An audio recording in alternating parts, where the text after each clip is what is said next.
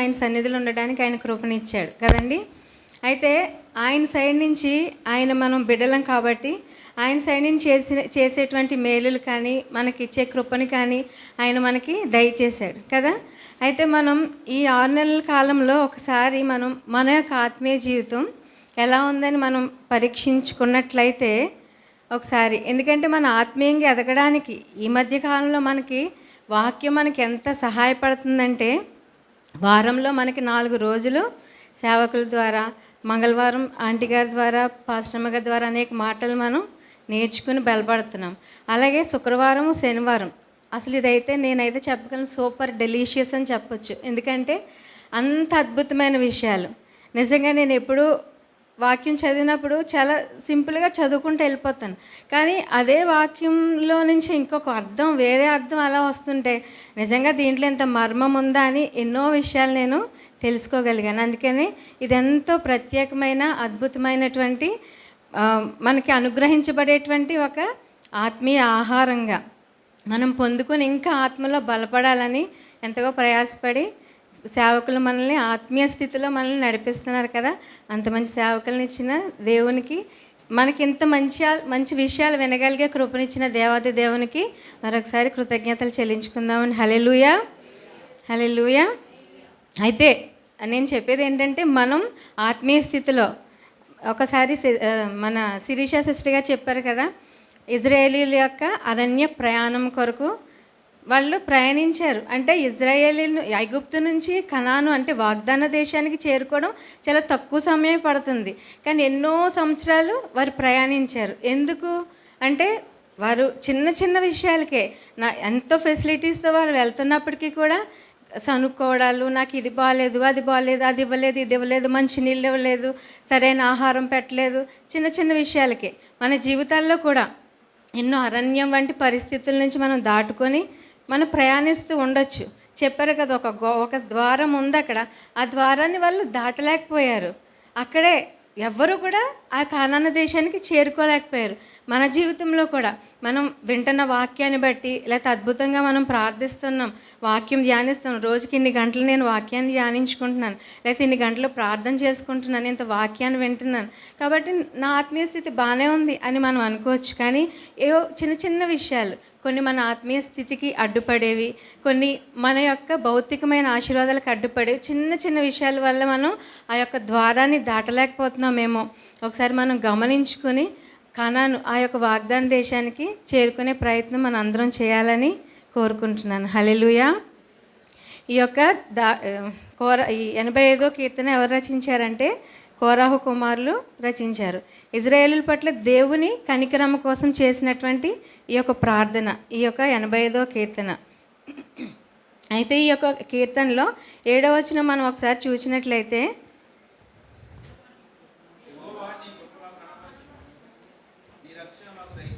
ఎంతో అద్భుతమైన ప్రార్థన కదండి. ఉదయం లేచిన దగ్గర నుంచి మనం రాత్రి పడుకునే వరకు ఎన్నో ప్రార్థనలు చేస్తాం, కానీ ఎంత అద్భుతమైన ప్రార్థన ఇది. మనం గమనించినట్లయితే, యెహోవా నీ కృప మాకు కనపరచుము, నీ రక్షణ మాకు దయచేయము. రక్షణ అనేసరికి మనం అందరం కూడా ఆల్రెడీ నేను రక్షణ పొందేశాను కదా, దీంతో నాకు పెద్ద పని లేదు అని అనుకుంటాం. కానీ రక్షణ అనేది 3 కాలాల్లో మనకి చెప్పబడుతుంది. ఏంటి అంటే భూతకాలము, వర్తమాన కాలము, భవిష్యత్ కాలం, పాస్ట్, ప్రజెంట్, ఫ్యూచర్.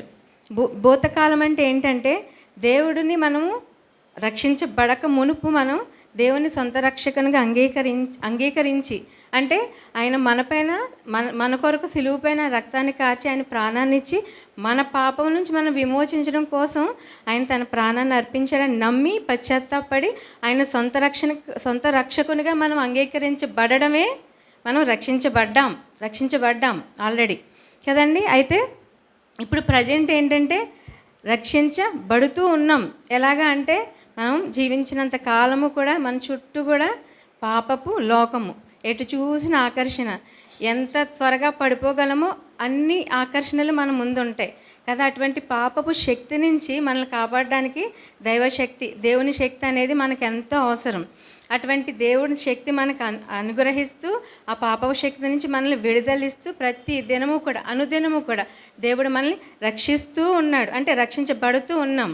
అలాగే నెక్స్ట్ ఫ్యూచర్, భవిష్యత్తులో వచ్చేటువంటి రక్షణ ఏంటి అంటే, ఎక్కడైనా మనం బైబిల్లో రక్షించబడుదుము లేదంటే రక్షించబడతాము అంటే ఆల్రెడీ రక్షించబడిపోయాం కదా, అలాగే ప్రతిరోజు రక్షించబడుతున్నాం కదా, ఇంకా రక్షించబడుదుము ఏంటి, ఇంకా రక్షించబడతాము ఏంటి అనేటువంటి ఒక క్వశ్చన్ మనకు రావచ్చు. అయితే రక్షించబడతాము అంటే ఈ పాపపు శక్తి నుంచి, విడుదల నుంచి అసలైనటువంటి మన స్టెప్ నిత్యము దేవుని రాజ్యంలో సదాకాలం అంటే మహిమ ప్రవేశం, దేవునిలో జీవించే కృపని అలా దేవుడు మనకిస్తాడు. అది మనల్ని నెక్స్ట్ రక్షించబడబోతున్నాం, రక్షిస్తాడు దేవుడు. కాబట్టి ఈ 3 కాలాలు అంటే ఫస్ట్ మనకేంటంటే ఆత్మ నుంచి మనకు రక్షణ, రెండవదిగా పాపపు శక్తి నుంచి దేవుడు మనల్ని విడిపించబడడం, అది రక్షించబడుతున్నాం. నెక్స్ట్ ఏంటంటే రక్షించబడతాం అంటే సదాకాలం ఆయనతో జీవించబోతున్నాం. హల్లెలూయా. అలాగే ఇక్కడ చేశాడు కదా, మాకు రక్షణ మాకు దయచేయము దేవా. అయితే దయచేయము, మనం ఎన్నో దయచేయమని ప్రార్థిస్తాం. ఈ యొక్క దయచేయమనేటువంటి ఒక వర్డ్ని నేను ఆధారం చేసుకుని కొన్ని విషయాలు పంచుకోవాలని ఆశపడుతున్నాను. దేవుణ్ణి మనం ఎన్నో నాకు అది దయచేయదేవా, ఇది దయచేవా అని మనం ప్రతిదినము ప్రార్థిస్తూ ఉంటాం. అయితే ఏది దేవుని దగ్గరికి వచ్చినప్పుడు లేకపోతే దేవుని ప్రార్థించడానికి మనం మోకరించినప్పుడు మనం ఆయన ఏం అడగాలి, మాకేం దయచేదేవా అని మనం అడగాలి. అలాగే ఆయన దయచేసి మనం అడిగే వాటి వల్ల మనకేంటి ప్రయోజనం అని మనం చూసినట్లయితే, మొట్టమొదటిగా కీర్తనలు 119 అధ్యాయం 73 వచ్చిన ఒకసారి చూద్దామండి.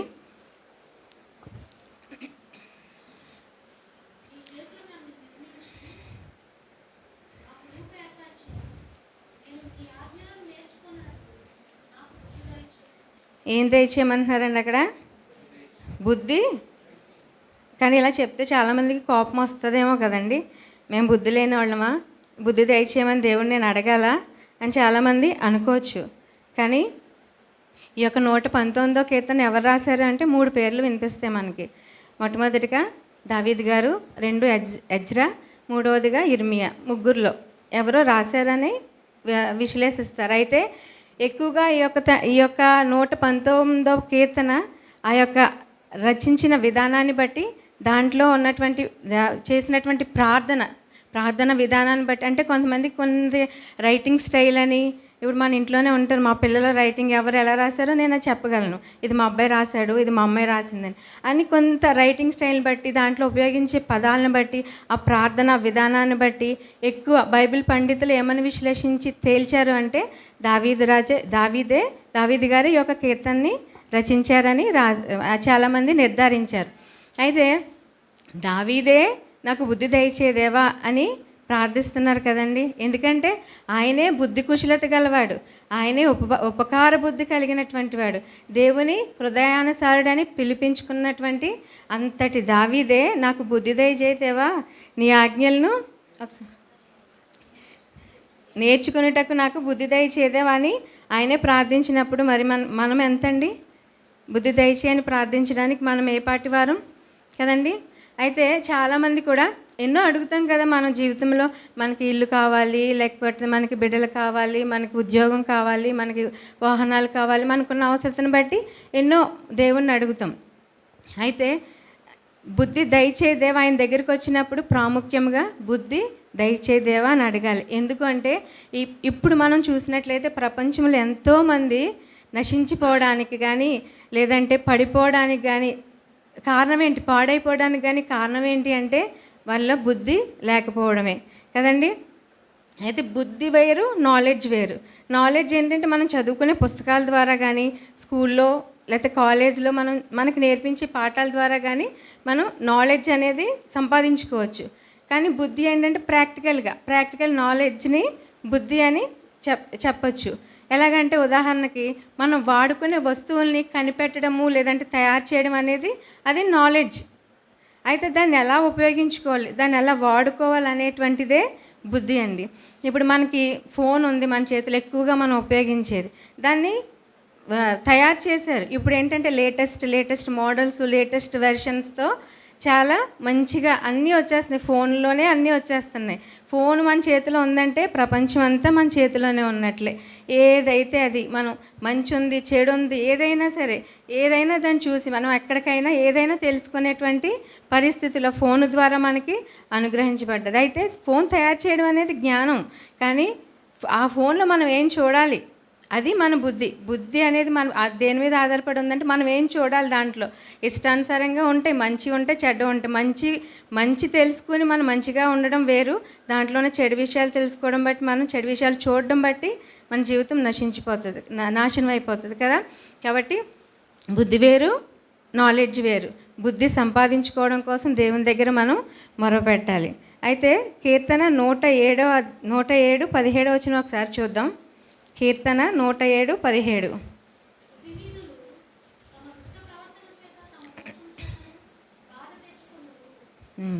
బుద్ధిహీనులు అంటండి వారి దుష్ట ప్రవర్తన చేత, వారి దోషము చేత బాధలు.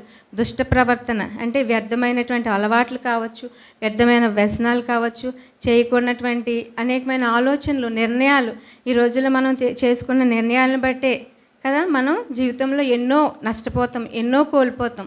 ఇక్కడ వాక్యం చెప్తుంది కదా, నీ దుష్ట ప్రవర్తన బట్టి, నీ దోషమును బట్టి నీకు బాధలు, నీలో ఆ బాధల్లో నువ్వు ఉన్నావంటే నువ్వు బుద్ధిహీనురాలివి అని వాక్యమే చెప్తుంది. అయితే మనకి దేవుడు ఇక్కడ వాక్యాన్ని, పరిశుద్ధ గ్రంథాన్ని మనకి ఇచ్చాడు, రోజు చదువుతున్నాం. అలాగే సేవకుల ద్వారా అనేకమైనటువంటి విషయాలు మనం తెలుసుకుంటున్నాం.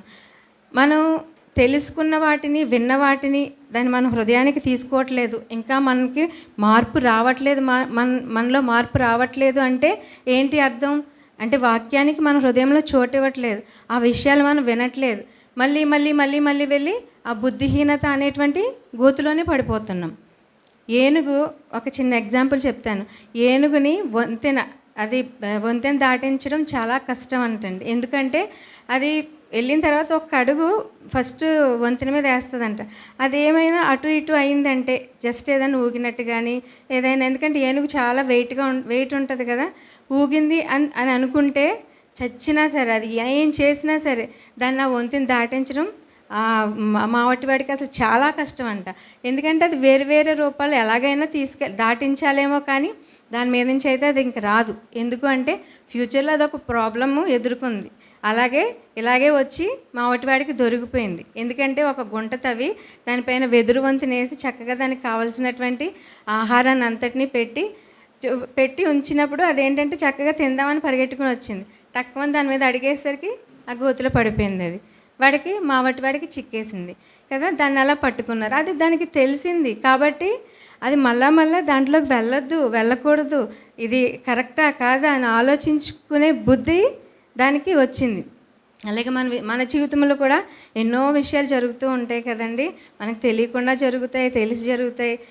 దానిలో మళ్ళీ వెళ్తున్నామంటే, ఒకసారి మోసపోయామంటే అది మోసం చేసిన వాళ్ళు తప్పు అవుతుంది, కానీ రెండోసారి కూడా మనం మోసపోయామంటే అది మన తప్పే. మనకి గ్రహించుకోలేకపోవడం మనలో బుద్ధిహీనత అనేది. మన జీవితాల్లో మనం అనుకుంటాం, ఎన్నో నిర్ణయాలు తీసుకుంటాం. బుద్ధికి ఒక స్టెబిలిటీ ఉండదండి, అది చంచలమైనది అనమాట. ఆ క్షణానికి మనకి ఏది తోస్తే అదే, ఏది చేయాలంటే అదే. ఏంటి అంటే కుటుంబం గురించి కానీ, మన జీవితం గురించి కానీ, ఆత్మీయ స్థితిలో కానీ. ఇప్పుడు న్యూ ఇయర్ వచ్చిందనుకోండి, అందరం కూడా మంచి మంచి తీర్మానాలు తీసుకుంటాం. లేదంటే నా కుటుంబానికి, నా యొక్క జీవితానికి ఇది అవసరము, నేను ఇలాగే ఉండాలి, నేను ఇంతే ఖర్చు పెట్టాలి, నేను ఈ పనే చేయాలి అని చాలా చాలా తీర్మానాలు తీసుకుంటాం. కానీ మనం చాలా వరకు కూడా దాని మీద స్టెబిలిటీ మనకు ఉండదు. ఎందుకంటే బుద్ధి అనేది అలా పనిచేస్తుంది. ఆ క్షణానికి ఏది తోస్తే అదే, ఆ క్షణానికి మనకి ఏది తోస్తే అదే మనం చేస్తాము. మళ్ళా బుద్ధిహీనత అనేటువంటి గోతిలో మనం పడిపోతాం. కాబట్టి మనం ఏం చేయాలి అంటే బుద్ధి కోసం దేవుని దగ్గర ప్రార్థించాలి. అలాగే బుద్ధి అనేది ఎంత ప్రాముఖ్యమైనది అంటే సామెతలు 4:7 ఒకసారి చూద్దాం.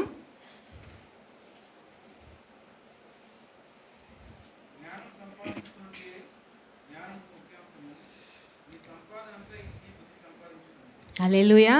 నీ సంపాదన అంతా, నువ్వు ఎంత సంపాదిస్తున్నావో నీ సంపాదన అంతా కూడా ఇచ్చేసేయి, కానీ బుద్ధిని మాత్రం నువ్వు సంపాదించుకో అని ఇక్కడ వాక్యం చెప్తుంది.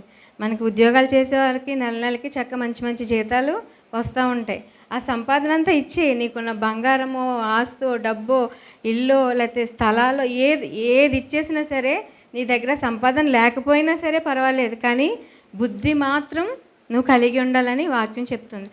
ఎంతో సంపాదిస్తాం, కానీ బుద్ధి లేకపోవడం వల్ల అది వ్యర్థమే కదా. బుద్ధి లేదు అంటే, బుద్ధి కలిగి లేమంటే అది ఆ సంపాదన వృధా, వ్యర్థం కదండి. నెలకి చాలా జీతాలు ఎక్కువ సంపాదించే వాళ్ళు ఉంటారు చాలామంది, కానీ అది ఎలాగ ఖర్చు పెట్టాలి, ఎలాగా దాన్ని మనం మేనేజ్ చేయాలి తెలియక చాలామంది కూడా 20వ తారీఖు వచ్చేసరికి మళ్ళీ అప్పు ఎక్కడ దొరుకుతుంది అని చూస్తూ ఉంటారు కదండి. అంటే దాన్ని మేనేజ్ చేయడం తెలియట్లేదు. అంటే అటువంటి బుద్ధి వారిలో లేకుండా పోతుంది. అంటే నీ సంపాదన అంతా కూడా ఇచ్చేసి నువ్వు బుద్ధి సంపాదించుకో అని చెప్పేసి వాక్యం, దానికన్నా కూడా ఇది ప్రాముఖ్యమైనదిగా వాక్యం చెప్తుంది. మనం బుద్ధిగల కన్యకులు, బుద్ధి లేని కన్యకులను తరచుగా మనం చెప్పుకుంటూ ఉంటాం కదండి. బుద్ధిగల కన్యకులు ఏం చేశారు? దేవుడు నేను వస్తానని చెప్పినప్పుడు సిద్ధపడి వారి దివిటీల్లో నూనె చక్కగా సిద్ధపరచుకొని, అంటే బుద్ధి కలిగి ఉండడం అంటే సిద్ధపాటుతో మనం ఉండడం. బుద్ధి లేని కన్యకులు ఏం చేశారు? చెప్పాడులే, వస్తాడులే, ఇప్పుడేం వస్తారులే, చూద్దాంలే అప్పుడు ఆ సంగతి, లేదంటే వాళ్ళ దగ్గర ఉంది కదా మాకు కొంచెం ఇస్తారులే అనుకుని ఉంటారేమో. బుద్ధి లేని కన్యకులు చక్కగా నిర్లక్ష్యంగా వారు చక్కగా హాయిగా ఉన్నారు. ఎటువంటి సిద్ధపాటు లేకుండా నిర్లక్ష్యత. బుద్ధి లేనితనం అంటే నిర్లక్ష్యత, బుద్ధి కలిగి ఉండడం అంటే సిద్ధపాటు, ఎదురు చూడడం. వారు ఎదురు చూశారు బుద్ధిగల కన్యకులు. ఆయన రానే వచ్చాడు, చక్కగా బుద్ధిగల కన్యకులను తీసుకున్నాడు, వెళ్ళాడు, డోర్ క్లోజ్డ్. తర్వాత బుద్ధి లేని వాళ్ళు ఏమయ్యారు? ఎంత గింజుకున్నా, ఎంత లబోదిబోమని ఎంత తిరిగినా కూడా మీరెవరో నాకు తెలీదు అనేసాడు దేవుడు కదండి. కాబట్టి కొన్నిసార్లు మన భౌతిక జీవితంలోనే కాదు మనం నష్టపోయేది, బుద్ధి కలిగి లేకపోవడం వల్ల మనం ఆత్మీయ జీవితంలో కూడా ఆత్మీయంగా మీరెవరో తెలియదు అని అనిపించుకునే పరిస్థితిలో మనం ఉండకూడదు. కాబట్టి ప్రతి విషయాన్ని బట్టి ఏ సమయంలో మనం ఎలా వ్యవహరించాలి, ఎటువంటి మనం ఆలోచనలు కలిగి ఉండాలని దేవుణ్ణి బుద్ధి కొరకు మనం ప్రార్థించవలసిన వారంగా ఉన్నాం. హల్లెలూయా. రెండవదిగా చూస్తే 108వ కీర్తన 12వ వచనం ఒకసారి చూద్దాం.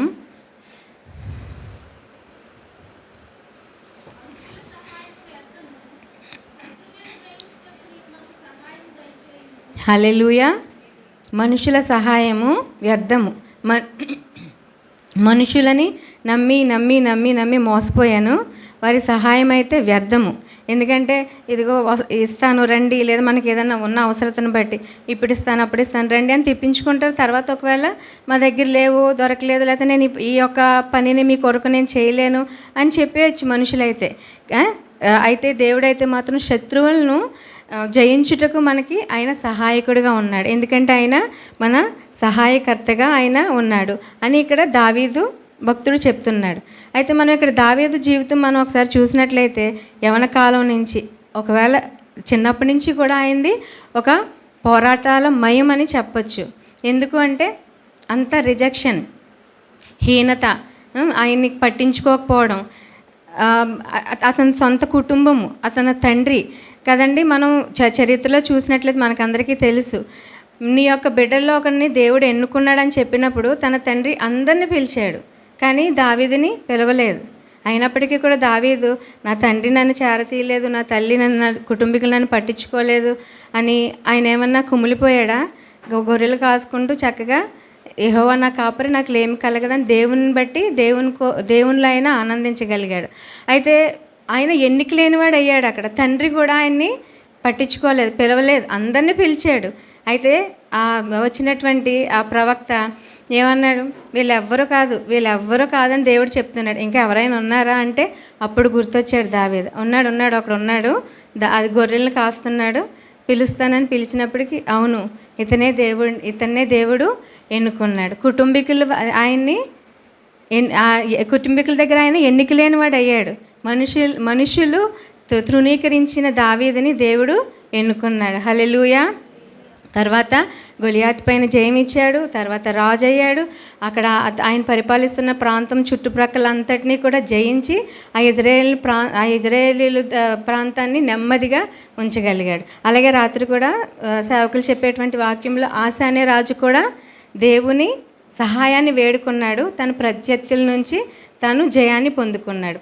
భౌతికంగా మనం దావీదును చూసిన, ఆశాను చూసిన మనం ఏంటంటే దేవుని సహాయం కోరారు, వారి ప్రత్యర్థులపైన జయాన్ని పొందుకున్నారు. కానీ విశ్వాసుల జీవితంలో అనేకమైన శత్రువులతో పోరాటాలు ఉంటాయి. అనుదినము మన పరిస్థితులే మన శత్రువులు కావచ్చు. ఎందుకంటే మన ఇంటివారే ఎంతో ఇప్పుడున్నటువంటి పరిస్థితుల్లో దేవుని దూషించేవారు, దేవుని వ్యతిరేకించేవారు ఎంతోమంది. ఇంట్లో కూడా ప్రార్థనకి వెళ్తానంటే ఒప్పుకోరు, వాక్యం చదువుతానంటే ఒప్పుకోరు కదండి. ఎంతోమంది అలా ఉన్నారు. అటువంటి పరిస్థితులు, ఇంకా అనేకమైన పరిస్థితులు మన శత్రువులుగా ఉండొచ్చు.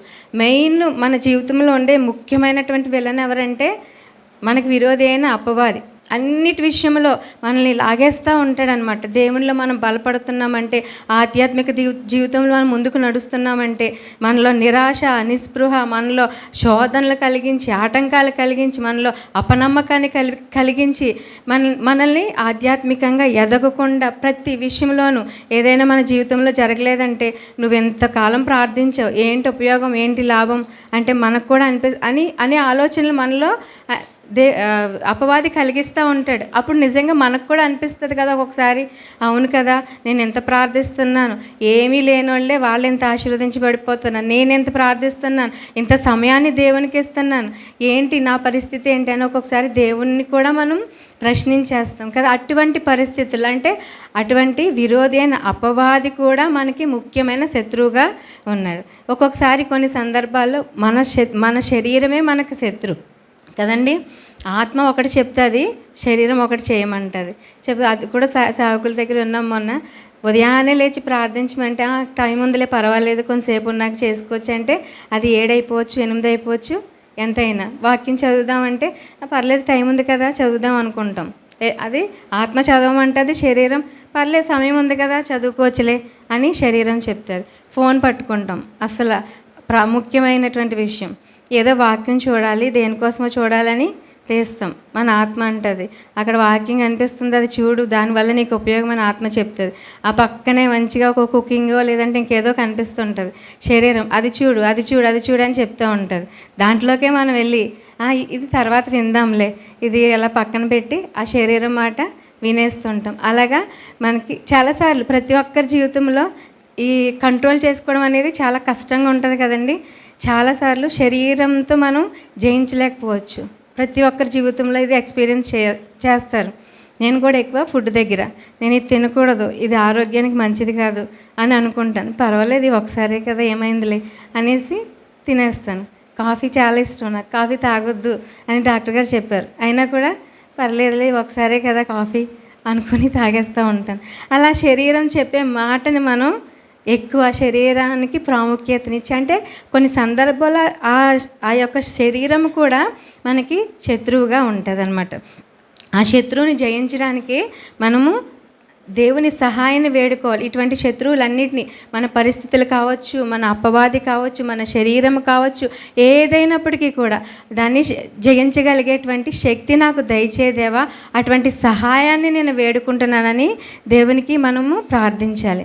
ఆపత్కాలంలో అయినా నమ్ముకున్నదగ్గ సహాయకుడని వాక్యం చెప్తుంది కదండి.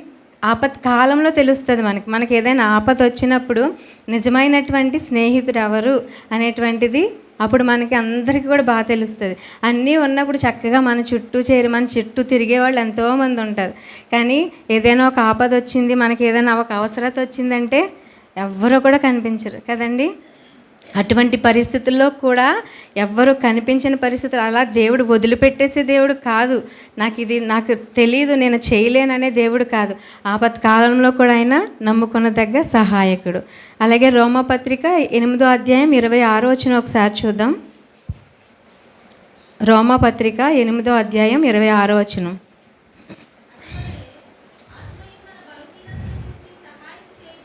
హల్లెలూయా. ఆత్మ కూడా మన బలహీనతలను చూసి సహాయం చేయుచున్నాడు. ఎటువంటి సహాయం అండి అది? చదువు.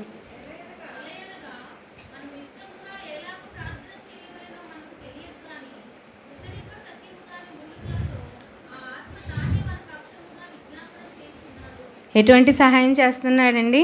మనం బలహీనతలో ఉన్నామని ఎరిగి ఆత్మదేవుడు ఆత్మ తానే మన పక్షముగా మొరపెట్టుకుంటున్నాడు, తానే మన పక్షంగా విజ్ఞాపన చేయుచున్నాడు కదండి. ఎంత సహాయం ఆయన, ఎంత సహాయకుడిగా, ఆత్మ సహాయకుడిగా ఆయన మన పక్షాన్ని ఉన్నాడు కదండి. కాబట్టి ఇటువంటి పరిస్థితులు అయినప్పటికీ కూడా ఇంకా నేను దీనిలో నుంచి ఇది పోరాడలేకపోతున్నాను, ఈ పరిస్థితుల నుంచి నేను జయించలేకపోతున్నాను, అలసిపోయాను. అలసిన వారిని తెప్పరిల్ల చేసేవాడు ఆయన కదండి. కాబట్టి ఈ పరిస్థితుల్లో నేను పోరాడలేకపోతున్నాను. ఏంటంటే చుట్టూ నన్ను అనేటువంటి మాటలను బట్టి, లేదంటే విరోధులు చేసేటువంటి ఆ యొక్క కామెంట్స్ని బట్టి, లేదంటే నా ఆరోగ్య పరిస్థితులను బట్టి, నాకున్న ఆర్థిక పరిస్థితులను బట్టి పోరాడి అలసిపోయాను, ఇంకా పోరాడలేకపోతున్నాం అని ఎప్పుడు మనం గివప్ ఇచ్చేయకూడదు, ఇంకా మనం ఊరుకుండిపోకూడదు అనమాట. ఆయన మనకి సహాయంగా ఉన్నాడు, నేను మీకు సహాయం చేస్తాను, మొరపెట్టమని వాక్యం చెప్తుంది. కాబట్టి సహాయకుడైన దేవునికి మనం మొరపెట్టి, దేవాని సహాయం కావాలని ఆయన మీద ఆధారపడే వారంగా మనం ఉండాలని. మూడవదిగా యెహోషువ 15వ అధ్యాయం 19వ వచనం ఒకసారి చూద్దాం. యెహోషువ 15వ అధ్యాయం 19వ వచనం.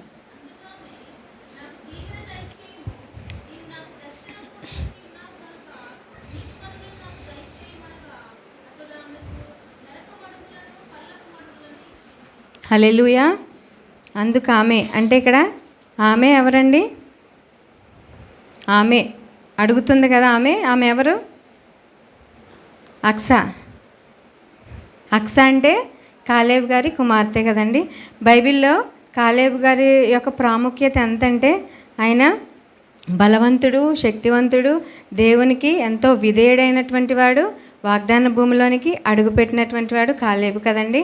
అయితే యవన స్థితిలో అతనికి ఏ బలం కలిగి ఉన్నాడో వృద్ధాప్యములు కూడా అదే బలంతో యెహోషువ దగ్గరికి వచ్చి, నాకు ఏదైనా కష్టమైన టాస్క్ అంటే ఆయన ఒక దేశాన్ని, హెబ్రూ దేశాన్ని నేను సాధిస్తాను, అక్కడ అనాకేయుల వంశస్థులు ఉన్నారు, వారిని జయించి ఆ దేశాన్ని నేను ఆ ప్రాంతాన్ని నేను సాధించుకొస్తాను అన్నప్పుడు యెహోషువ గారు సరే వెళ్ళమన్నప్పుడు ఆయన ఆ వయసులో, అది వృద్ధాప్యం ఆయనకి, ఆ వయసులో కూడా యవన స్థితిలో ఉన్నంత బలాన్ని కలిగి ఆ వయసులో కూడా ఆ ప్రాంతాన్ని జయించుకొచ్చాడండి.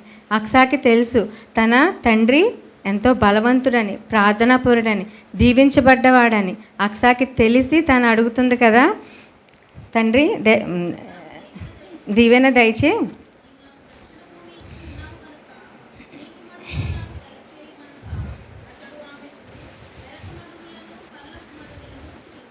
దక్షిణ భూమి ఇచ్చావు కదా నాకు, మరి నీటి ఊటల మాట ఏంటి అనేసి అడిగింది. అయితే నీటి ఊటలే కాదమ్మా నీకు, నేను మెరక మడుగులు, పల్లపు మడుగులు కూడా నేను ఇస్తానని ఎంత మంచివాడో కదండి. తండ్రి మనసు ఆ రీతిగా ఉంటుంది. మరి మన తండ్రి ఎటువంటి వాడు? మనము కొనియాడబడుతున్న దేవుని దగ్గరికి వెళ్ళినప్పుడు, మనం అడుగుతున్నప్పుడు మన దేవుడు ఎటువంటి, మన తండ్రిగా ఉన్నటువంటి దేవుడు ఎటువంటి వాడండి? అడిగిన వాటికంటే, ఊహించే వాటికంటే ఒక మనిషే తను అడిగిన దానికన్నా కూడా ఎక్కువ కూడా తన కుమార్తెకి ఇచ్చాడు కదా. అడుగు వాటికంటే, ఊహించే వాటికంటే కూడా మనం ఊహించలేం అది మన జీవితంలోకి వస్తుందని. మనం అడిగాం కాబట్టి ఇస్తాడు, కానీ అది మనం వస్తుందని ఊహించలేం కొన్నిసార్లు. అడుగు వాటికంటే, ఊహించిన వాటికంటే కూడా అత్యధికముగా దయచేసే దేవుడు మనకి ఉన్నాడండి. మెరక మడుగులు, పల్లపు మడుగులు అంటే, మెరక మడుగులు అంటే మొట్టమొదటిగా ఆత్మీయమైనటువంటి ఆశీర్వాదాలు. అంటే ఈ యొక్క పరిశుద్ధ గ్రంథంలో పొందుపరిచినటువంటి విలువలన్నీ కూడా ప్రేమ, సంతోషము, సమాధానము, సాత్వికము, దయాలత్వం, మంచితనము, ఏమైతే ఇక్కడ ఈ యొక్క గ్రంథములో ఆత్మీయ విలువలుగా పొందుపరచబడి ఉన్నాయో అవన్నీ కూడా మొట్టమొదటిగా దేవుడు మెరక మడుగులుగా అవన్నీ కూడా మనకి దయచేసే దేవుడు. అలాగే అట్టి ఆశీర్వాదాలు మనకి ఇచ్చే దేవుడు. అలాగే పల్లపు మడుగులు అంటే ఇంకా ఇల్లు, ఉద్యోగము, బిడ్డలు, మనకు కావాల్సినవన్నీ కూడా దాంట్లోకి వచ్చేస్తాయి కదండి. దేవుడు అడుగు వాటికంటే, ఊహించు వాటికంటే కూడా అత్యధికముగా దయచేసే దేవుడు. దీవెన కావాలి, మనకి దీవెన కావాలి అని దేవుణ్ణి అడగడం అంటే, దీవెన అంటే ఏంటంటే ఆ యొక్క రాజ్య స్థాపన కొరకు మనం పోరాడేటువంటి అటువంటి దీవెన. మనం అంటే నలుగురు చూస్తున్నప్పుడు మనము దీవెనగా, దేవుని కొరకు మనం దీవెనగా ఉండాలి. అటువంటి బలాన్ని, అటువంటి దీవెనను మాకు దయచేదేవా అని మనం దేవుణ్ణి దీవెన కావాలని. మూడవదిగా ఏంటంటే దీవెన దయచేదేవా అని మనం అడగవలసిన వారంగా ఉన్నాం. ఈ దీవెన ఏంటంటే దేవుని రాజ్యం కొరకు పోరాడేటువంటి దీవెన మనకి కావాలని దేవుణ్ణి అడగాలి. అయితే 3 విషయాలు మనం విన్నాం కదా. ఒకటి ఏంటంటే ఫస్ట్ది బుద్ధి దయచేయం, రెండవది సహాయము, మూడవది దీవెన.